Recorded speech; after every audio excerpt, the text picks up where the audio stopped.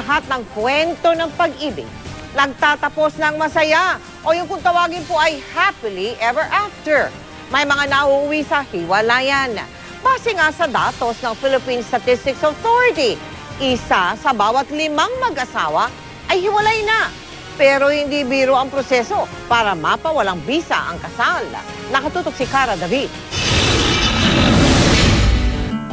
Ang kasal masasabing isa sa pinakaaasam na yugto sa buhay ng isang tao. I promise to protect you and love you no matter what. Making today the happiest day of my life. Yes, I do.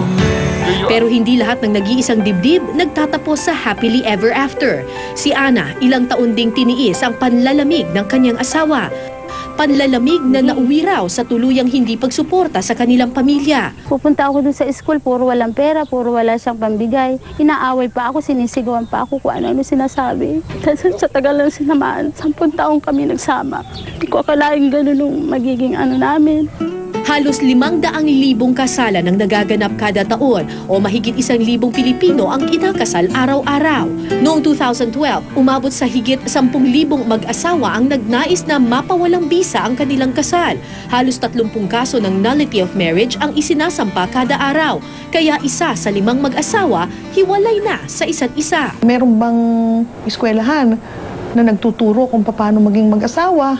Many couples just get into it. Nang hindi man lang pinag-iisipan what is marriage all about. Hindi lang naman daw kasi pag-ibig ang nagbubuklod sa mag-asawa. Sa batas, nakasaad na kailangan nilang ibigay ang suporta at kalinga sa bawat isa. Yun nga lang dahil wala namang divorce sa Pilipinas, hindi lang pang-altar ang panatang till death do us part ng mag-asawa. You entered into the contract and of course the state is also a party to that contract. Our role is defender of the marital bonds. It's not as easy as signing a piece of paper and saying, we have irreconcilable differences, we can no longer be together. Sa ilalim ng batas, ang kasal ay kasunduang hindi maaaring mabali, pero maaaring mapawalang bisa o maanal. Kung ito ay naganap ng walang pahintulot ng magulang sa kaso ng mga nagpakasal nang wala sa hustong gulang, kung wala sa tamang pag-iisip ang isa sa mga nagpakasal, kung naganap ito na may panlilinlang, pamumuwersa o pananakot, kung isa sa kanila ay walang kakayahan na makipagtalik o may sexually transmitted disease ang isa sa kanila nung ikinasal. Bukod sa mahaba at masalimuot na proseso, may kamahalan ang pagpapaanal. I think the lowest is 200,000 to get a lawyer.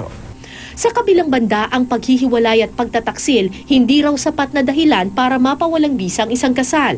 Kaya si Ana, gaano man ang saya sa bagong kinakasama, wala pa rin kasiguruhang makakamtan niya ang wagas na kaligayahan sa piling ng isa't isa. Cara David, Nakatutok, 24 Oras.